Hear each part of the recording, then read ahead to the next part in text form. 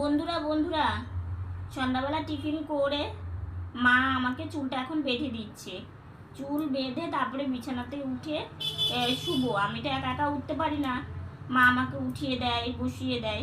আজকে মেলা ছিল আমাদের এখানে, আর আমাদের এখানে আজকে চড়ক পুজোর মেলা ছিল। তো ভাগ্য আমরা কোথাও যেতেও পারি না, কারণ আমরা যেহেতু প্রতিবন্ধী মানুষ, তোমরা তো বুঝতেই পারো। তো তোমাদের কাছে একটাই অনুরোধ করব, একটাই রিকোয়েস্ট করব, তোমরা সবাই প্লিজ আমাদের ভিডিওগুলো একটু বেশি করে দেখো, আর একটু বেশি বেশি করে শেয়ার করো, একটু সাবস্ক্রাইব করো, আমাদের পাশে থেকো। আর যারা ফেসবুক থেকে দেখছো একটু ফলো করো।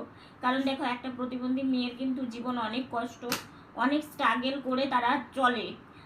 যেমন বাবা মায়ের কষ্ট, তেমন তার সন্তানেরও কষ্ট হয়। তো তোমরা যদি সেই কষ্টটা বোঝো তাহলে আমাদের অনেকটাই উপকার হবে বন্ধুরা। তো এই যে চশমা পরে চুল বেঁধে তারপর আমি চশমাটাকে পরে নিলাম।